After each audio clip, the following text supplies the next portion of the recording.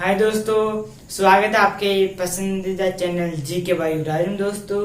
और साथ साथ में हमारे आज के वीडियो में भी आपका बहुत बहुत स्वागत है दोस्तों हमारा चलता है टॉपिक चट्टान, जिसमें हम चट्टान का पार्ट 1 हो चुका है। आज पार्ट 2 है दोस्तों। अगर पार्ट 1 नहीं देखा है तो लिंक डिस्क्रिप्शन में है दोस्तों। चट्टान में हम आग्नेय चट्टान के बारे में पढ़ रहे थे दोस्तों आग्नेय चट्टान के बारे में अभी हम कल आधी जानकारी बता पाए थे आपको, परंतु आज आपको आग्नेय चट्टान के बारे में और जानकारी बताएंगे। अगर आज का वीडियो अच्छा लगे तो लाइक करें और अपने दोस्तों के पास जरूर शेयर करें दोस्तों बिना देर साथ वीडियो शुरू करते हैं। हमारा टॉपिक था चट्टान, उसमें हम पढ़ रहे थे कल हम आग्नेय चट्टान पढ़े थे दोस्तों पार्ट 1 में आग्नेय चट्टान। और आग्नेय चट्टान के बारे में हम अब आगे शुरू करते हैं दोस्तों। समझ में आ गया? आग्नेय चट्टान का वर्गीकरण क्या है?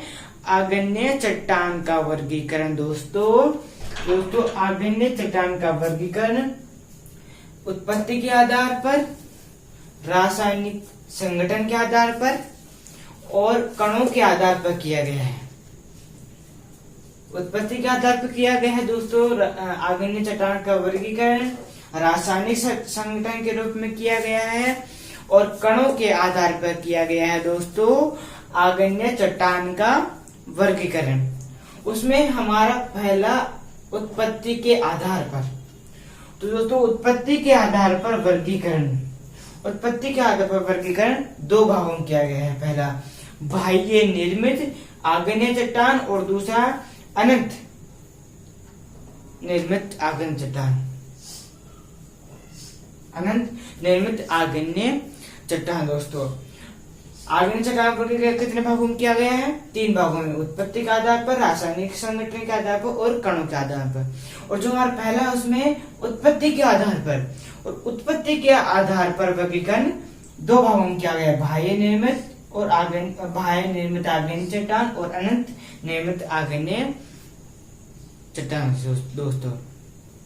अब दोस्तों हम जो उत्पत्ति के आधार पर वर्गीकरण है बाह्य निर्मित आग्नेय चट्टान, उत्पत्ति के आधार पर कितने भागों में किया गया है? 2, बाह्य निर्मित और अनंत निर्मित। उसमें से पहले हम बाह्य निर्मित आग्नेय चट्टान के बारे में पढ़ेंगे दोस्तों, फिर उसके बाद अनंत निर्मित आग्नेय चट्टान के बारे में पढ़ेंगे दोस्तों। तो दोस्तों बाह्य निर्मित आग्नेय चट्टान के बारे में पढ़ लेते हैं। अब दोस्तों बाह्य निर्मित आग्नेय चट्टाने क्या है? बाह्य निर्मित आग्नेय चट्टाने दोस्तों, बाह्य निर्मित आग्नेय चट्टान बारे में दोस्तों अब हम पढ़ते हैं। तो दोस्तों ये धरातल है हमारा, जिसकी बात हम कल के वीडियो में कर चुके हैं दोस्तों। ये हमारा धरातल है और धरातल के नीचे दोस्तों ये ज्वालामुखी नली है। क्या है? ज्वालामुखी नली है। धरातल है दोस्तों, उसके नीचे यहाँ ज्वालामुखी नली है और दोस्तों यहाँ ये भूगर्भ है दोस्तों। यहाँ लावा है पूरा दोस्तों, जो यहाँ मेग्मा है, लावा या मेग्मा कह सकते हो दोस्तों। यहाँ दोस्तों पूरा मेग्मा है दोस्तों। जो मेग्मा है ये ज्वालामुखी नली से, किसकी सहायता से?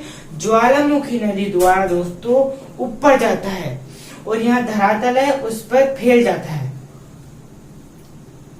फिर धीरे धीरे दोस्तों ठंडा होता है, फिर दोस्तों धीरे धीरे ठंडा होता है, फिर उसी से चट्टान का निर्माण होता है। उसकी बात हम कल कर चुके थे दोस्तों। धीरे धीरे ठंडा हो जाता है दोस्तों, फिर उसी से चट्टान का निर्माण होता है दोस्तों। ये जो लावा है ये धीरे धीरे ठंडा होने के कारण यहाँ के कण है वो बहुत छोटे होते हैं। क्या होते हैं? जो यहाँ के कण है दोस्तों ये बहुत छोटे होते हैं। अगर कण छोटे होंगे तो ये रवेदार कम रवेदार होगी दोस्तों। रवेदार को दोस्तों दानेदार भी कर सकते हैं। तो मतलब दोस्तों ये जो लावा है दोस्तों ये धीरे धीरे ठंडा होता है। ये धीरे धीरे ठंडा होने के कारण दोस्तों यहाँ कण छोटे होंगे। क्या छोटे होंगे? कण छोटे होंगे और रवेदार कम होगी। कम रवेदार होगी दोस्तों ये चट्टान। समझ में आ गया।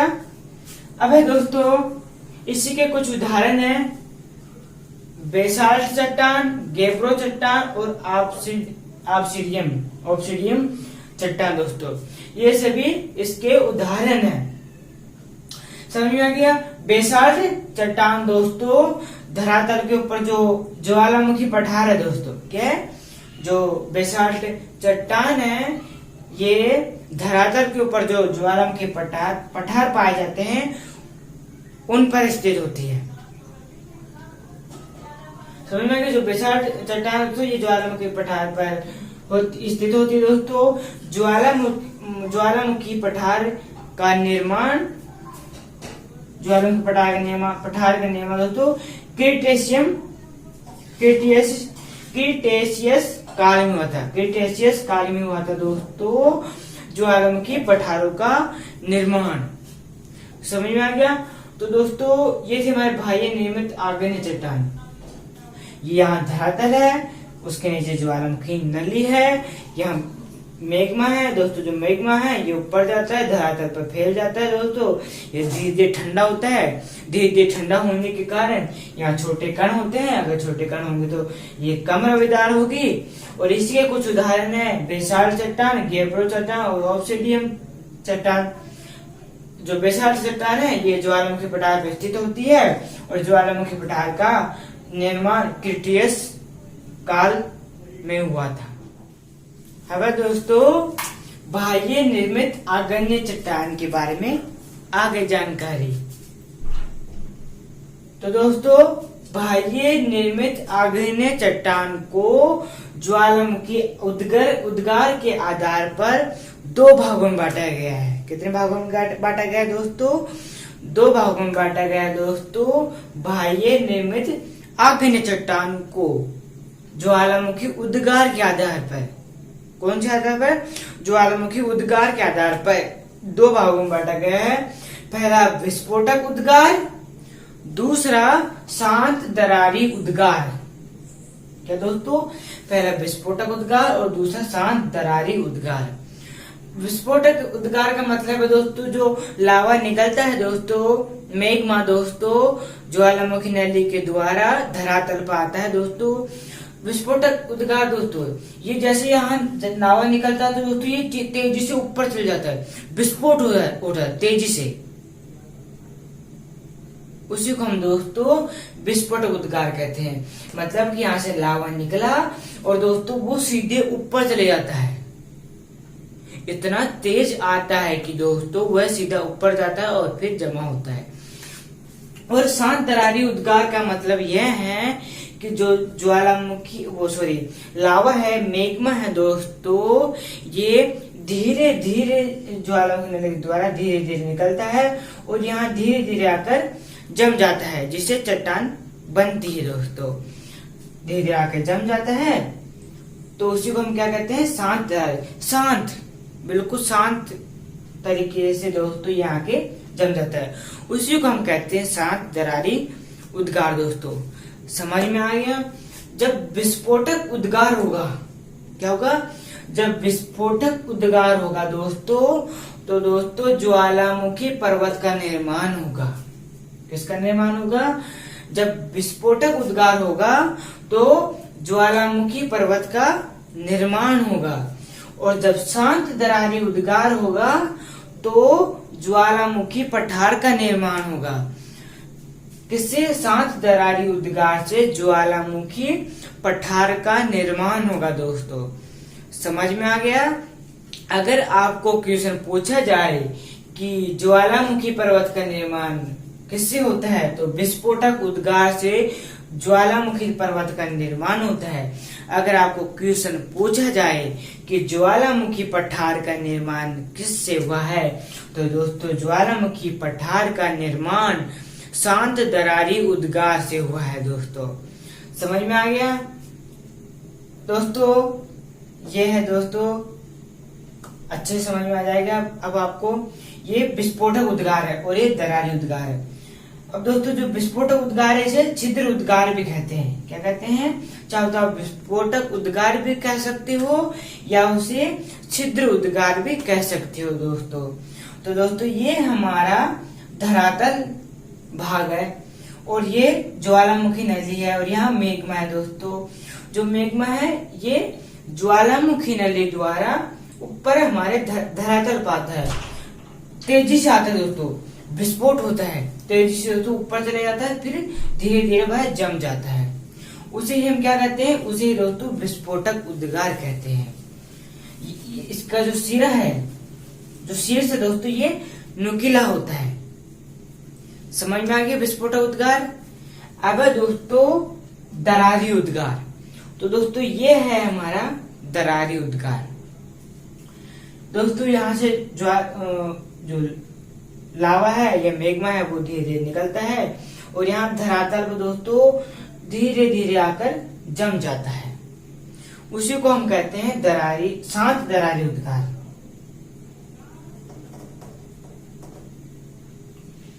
शांत दरारी उद्गार। और दोस्तों ये नुकीला होता है इसका शीर्ष, और इसका जो शीर्ष है ये समतल टाइप का होता है, समतल होता है दोस्तों। समझ में आ गया? इसे विस्फोटक उद्गार भी कह सकते हैं और छिद्र उद्गार भी कह सकते हैं।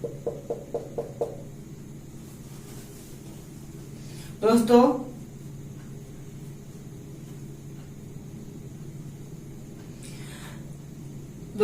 जब यहाँ से दोस्तों लावा निकलता है या मेग्मा निकलता है, यहाँ से यहाँ रहता है जो ज्वालामुखी नली द्वारा जो लावा निकलता है, ये जो मेग्मा निकलता है दोस्तों, ये अपने साथ दोस्तों कंकड़ लाता है दोस्तों।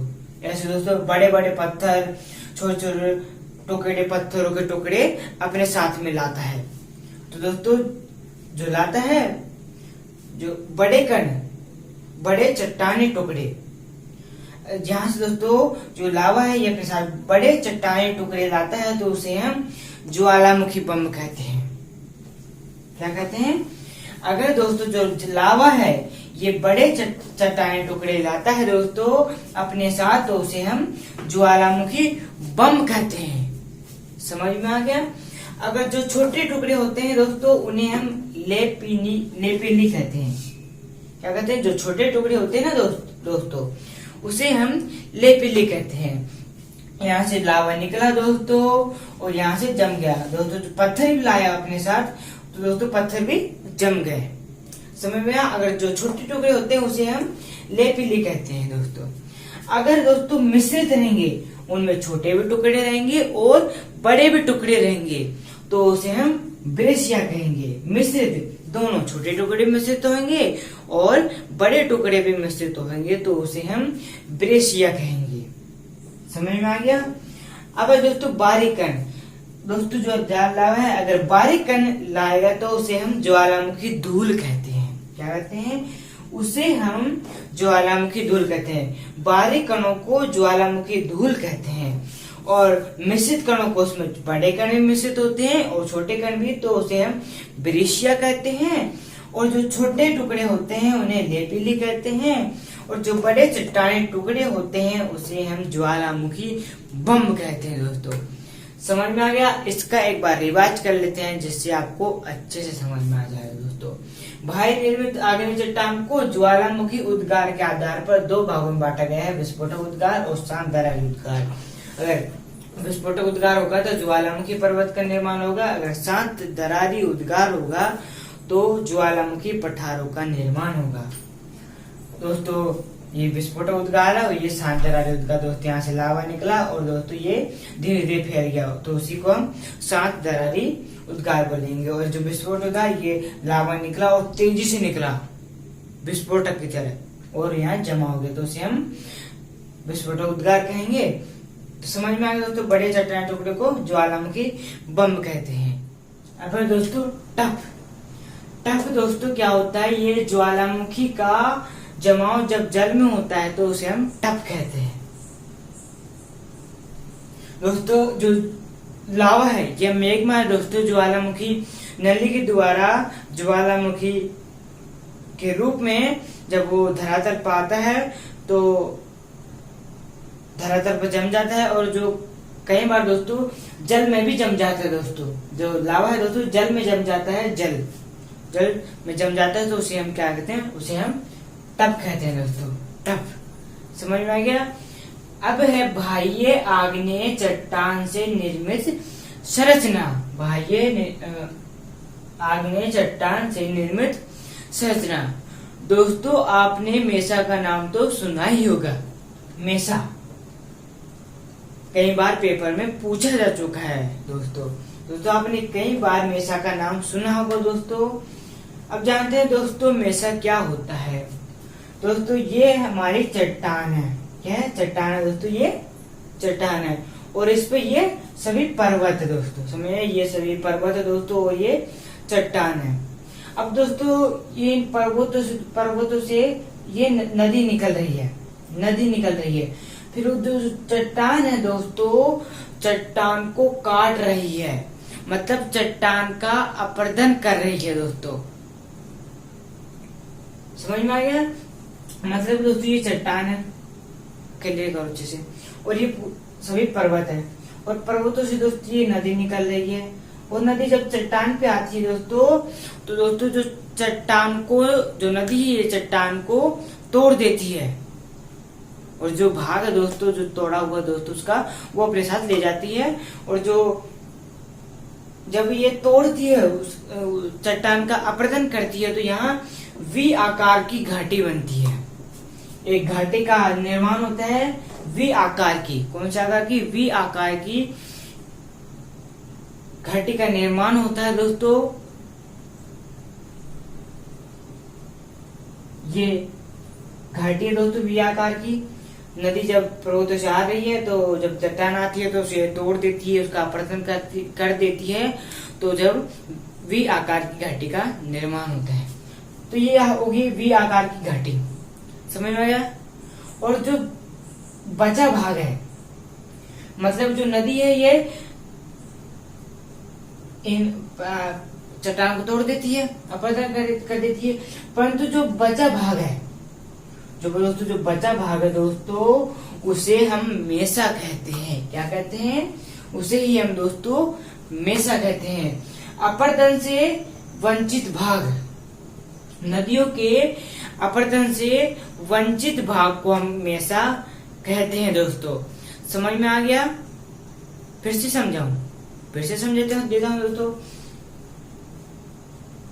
ये चट्टान है, और ये पर्वत है दोस्तों, और दोस्तों यहाँ से पर्वतों से नदी निकल रही है, और जब नदी जो चट्टान पे आती है, तो दोस्तों जो नदी है ये चट्टान को तोड़ देती है, उसका अपरदन कर देती है, तो यहाँ घाटी का निर्माण होता है वी आकार की घाटी।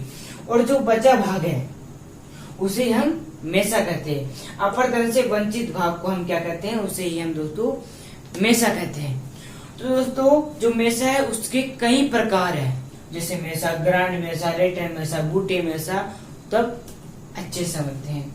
तो दोस्तों ये मेसा है, ये केवल मेसा है दोस्तों। ये नदियों के अपरदन से वंचित बाह्य आग्नेय चट्टानें क्या कहलाती है? बाह्य आग्नेय चट्टानें मेसा कहलाती है। जो नदियों के अपरदन से वंचित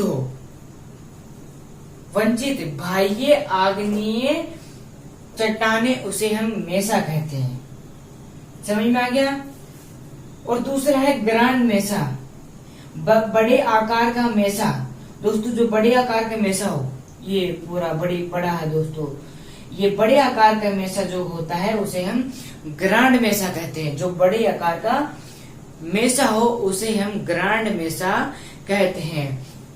और जो सबसे ऊंचा मेसा हो, तो दोस्तों जो सबसे ऊंचा मेसा है उसे हम रेटन मेसा कहते हैं। क्या कहते हैं? उसे हम रेटन मेसा कहते हैं।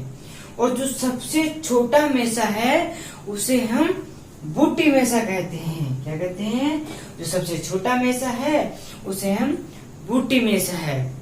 ये पूरी चट्टान है, और जहाँ ये नदी द्वारा भी आकार की घाटी बन गई, और जो यहाँ कहीं भी दोस्तों ये बड़े आकार का जो मेसा है उसे ग्रैंड मेसा कहेंगे, और जो जहाँ सबसे ऊंचा मेसा है उसे रेटल मेसा कहेंगे, और जो जहाँ सबसे छोटा मेसा है उसे हम बूटी मेसा कहेंगे दोस्तों। तो दोस्तों ये थी हमारी बाह्य निर्मित आग्नेय चट्टान। समझ में आ गया। अब इसके बारे में टप ज्वालामुखी का जमाव जल में होता है टप कहते हैं बाह्य आग्नेय चट्टान से निर्मित संरचना। मेसा तो आपने सुना ही होगा, ये चट्टान है, ये पर्वत से नदी निकल रही है और घाटी का निर्माण कर रही है, और जो बचा भाग है वह मेसा कहलाता है। अप्रदर्श से वंचित भाग उसे मेसा कहते हैं। मेसा कई प्रकार है, ग्रैंड मेसा, रेटल मेसा और बूटी मेसा। बड़े आकार के मेसा ग्रैंड मेसा, सबसे ऊंचा मेसा रेटल मेसा और सबसे छोटा मेसा बूटी मेसा। तो दोस्तों ये थी हमारी बाह्य आग्नेय चट्टान से निर्मित संरचना। और जो हमारा टॉपिक था बाह्य निर्मित आग्नेय चट्टान वो कंप्लीट हो गया है। अब दोस्तों जो अगला टॉपिक है हमारा वह है बाह्य तो हो गया बाह्य निर्मित आग्नेय चट्टान। दोस्तों समझ में आ गया। अब है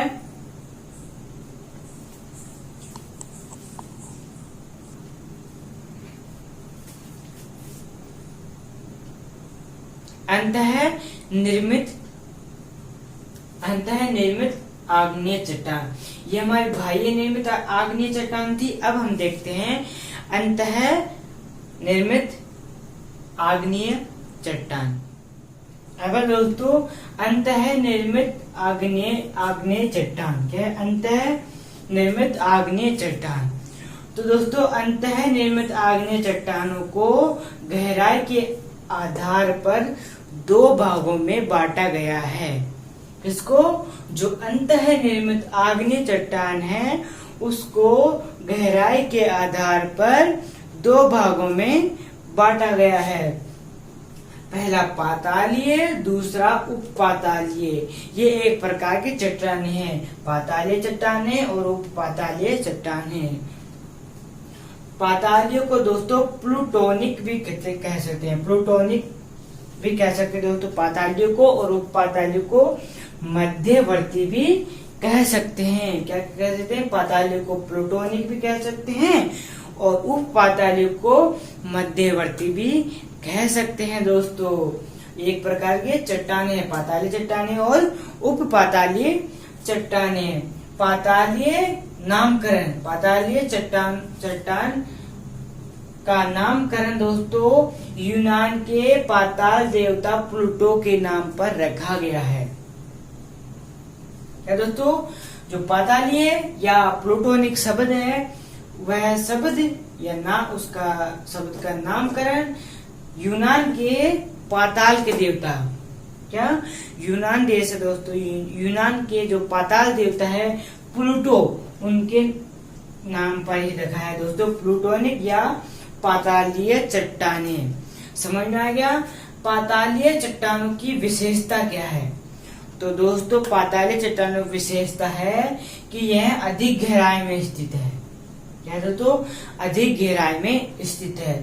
यह अधिक कठोर है। क्या है? अधिक कठोर है दोस्तों पातालीय चट्टानें, और इनके कण मोटे होते हैं। क्या होते हैं? इनके जो कण है ये मोटे होते हैं, और यह अधिक रवेदार होती है। क्या होती है?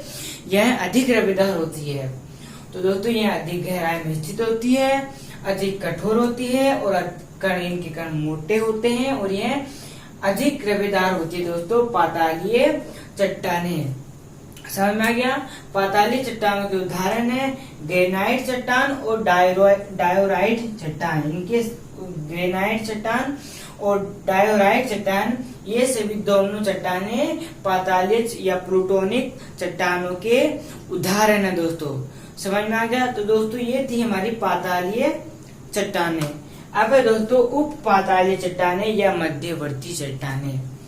धरातल के नीचे दरार या संधि अवरोध के सहारे मैग्मा के जमाव से निर्मित संरचना को ही हम उप पातालीय कहते हैं। कि जो धरातल रहता है दोस्तों उसके नीचे जो दरार रहते हैं, खांचे रहते हैं या संधि रहती है, उनको संधि के अवरोध के सहारे मैग्मा जो रहता है, मैग्मा के जमाव से दोस्तों निर्मित होती है उपपातालीय चट्टानें या पातालीय चट्टानें। दोस्तों समझ में आ गया कि अंतः निर्मित आगे चट्टानों को गहराई के आधार पर 2 भागों में बांटा गया, पातालीय चट्टान और उपपातालीय चट्टान। नामकरण, पाताल चट्टान प्लूटोनिक चट्टान का नामकरण, यूनान के देवता पाताल देवता, यूनान के पाताल देवता प्लूटो के नाम पर रखा गया है। अधिक गहराई में अधिक कठोर कण, इनके कण मोटे होते हैं, अधिक रंगदार होती है। उदाहरण के लिए ग्रेनाइट चट्टान और डायराइट चट्टान। उपपाताल चट्टान मध्यवर्ती चट्टान धरातल के नीचे दरार संधि अवरोध के सहारे मेग्मा के जमाव से निर्मित, जो मेग्मा रहता है मेग्मा के जमाव से निर्मित संरचना दोस्तों उपपाताल जो चट्टान वह उपपाताल चट्टान कहलाती है। अब दोस्तों ये हमारा पूरा धरातल है, यह दोस्तों ये हमारा धरातल है और धरातल के नीचे ये पूरी इतनी गहरी दोस्तों ज्वालामुखी नली है जहां से लावा निकलता है। तो दोस्तों ये पूरी है हमारी ज्वालामुखी नली है और यहाँ लावा है दोस्तों पूरा। तो ऐसे दोस्तों जो लावा है ये ज्वालामुखी नली से ऊपर जाता है परंतु ये धरातल पर नहीं जा पाता। तो अभी हमने देखा था पातालीय चट्टान और पातालीय चट्टान उसी में है दोस्तों। ये भी जब ज्वालामुखी नली से लावा निकलता है तो दोस्तों धरातल के नीचे यहाँ गुंबद आकार में जमा हो जाता है। जो लावा दोस्तों ये यहाँ गुंबद आकार में जमा हो जाता है। जब गुंबद आकार के जमा हो जाता है उसे हम बेंथोलिक संरचना कहते हैं। कौन सी संरचना कहते हैं? उसे हम बेंथोलिक संरचना कहते हैं। जब लावा गुंबदाकार में यहाँ जमा होता है धरातल के नीचे तो उसे हम बेंथोलिक संरचना कहते हैं। फिर यहाँ दोस्तों ये लहर के जैसे ऐसे लहर की जैसे दोस्तों यहाँ जमा हो जाता है। तो जो लहर की जैसे दोस्तों यहाँ जमा हो जाता है तो उस लहर की जैसे जमा हो जाता है उसको हम फेकोलित संरचना कहते हैं। क्या कहते हैं? उसे हम फेकोलित संरचना कहते हैं दोस्तों। जो लहर के जैसे जमा होता है दोस्तों, जो लावा लहर के जैसे जमा हो जाता है उसे हम फेकोलित संरचना कहते हैं दोस्तों। अब दोस्तों ये दोस्तों उत्तलाकार में भी जमा हो जाता है दोस्तों। कभी कभी दोस्तों ये यहाँ धरातल के नीचे उत्तलाकार में जमा हो जाता है तो उस संरचना को हम लेकोलित संरचना कहते हैं। कौन सी संरचना कहते हैं? जब उत्तलाकार में यहाँ जमा होता है तो उत्तलाकार में लावा जमा होता है उत्तलाकार में तो उसे हम लेकोलित संरचना कहते हैं। क्या कहते हैं? लेकोलित संरचना कहते हैं। अब दोस्तों कभी कभी अवतलाकार में भी जमा हो जाता है। अवतलाकार में भी जमा हो जाता है। जब अवतलाकार में जमा होता है तो उसे हम लोपोलित संरचना कहते हैं। कौन सी संरचना कहते हैं? लोपोलित संरचना कहते हैं। जब जो लावा है ये अवतलाकार में जमा होता है दोस्तों तो उसे हम लोपोलित संरचना कहते हैं। फिर दोस्तों यह समांतर जम जाता है दोस्तों। ऐसे दोस्तों ये लावा आया और यहाँ समांतर जमा हो गया, धरातल के नीचे समांतर जमा हो गया तो उसे हम सील संरचना कहते हैं। कौन सी संरचना कहते हैं? उसे हम सील संरचना कहते हैं। फिर दोस्तों कभी कभी लंबवत भी जमा हो जाता है दोस्तों। लंबवत भी जमा हो जाता है दोस्तों। लंबवत की जैसे भी जमा हो जाता है दोस्तों लावा उसे हम डाइक्स संरचना कहते हैं। क्या कहते हैं? डाइक्स संरचना कहते हैं। जब लावा लंबवत धरातल के नीचे लंबवत में जमा होता है तो उसे हम डाइक्स संरचना कहते हैं। तो दोस्तों इसका एक बार रिवाइज करते हैं। गुंबदाकार जब जो लावा है गुंबदाकार जब तो बेंथोलिक संरचना की बेंथोलिक संरचना कहलाती है। जब लावा लहरदार होगा तो फेकोलित संरचना कहलाती है। जब लावा उत्तलाकार जमा होगा तो लेकोलित संरचना कहलाती है। जब लावा अवतलाकार जमा होगा तो लोपोलित संरचना कहलाएगी। जब लावा समांतर जमा होगा तो सील संरचना कहलाएगी। जब लावा लंबवत जमा होगा तो उसे तब डाइक संरचना कहलाएगी। दोस्तों समझ में आ गया? तो दोस्तों ये थी हमारी भाई अंतः निर्मित आग्नेय चट्टान। समझ में गया? और उसको 2 भागों में बांटा गया है। अब उपताल और अपताल, पातालीय और उपपातालीय संरचना। दोस्तों अभी हमने देखा पातालीय चट्टान और उपपातालीय चट्टान दोस्तों, और मुझे पूरा विश्वास है आपको समझ में आ गया होगा दोस्तों। अगर अभी भी समझ नहीं आया तो बार बार देखिए वीडियो को। अगर आज का वीडियो अच्छा लगे तो लाइक करें और दोस्तों के पास जरूर से जरूर शेयर करें दोस्तों अभी हमने देखा दोस्तों जो आग्नेय चट्टान थी उसके बारे में जानकारी देखिए उसको दोस्तों। उसका आग्नेय चट्टान का वर्गीकरण, उत्पत्ति के आधार पर वर्गीकरण दोस्तों उसका देखा। उसमें अंतः बाह्य आंतरिक संरचना, बाह्य निर्मित आग्नेय चट्टान और अंतः निर्मित आग्नेय चट्टान देखा उसमें दोस्तों। मिलते हैं और आज के वीडियो यहीं समाप्त करते हैं दोस्तों। मिलते हैं कल चट्टान की पार्ट 3 में। जब तक हमारा अगला वीडियो आएगा तब तक अपने माता पिता का ख्याल रखें और आप स्वस्थ रहे, व्यस्त रहे और मजे में रहे। मिलते हैं अगले वीडियो में, तब तक सभी दोस्तों को जय हिंद, जय भारत।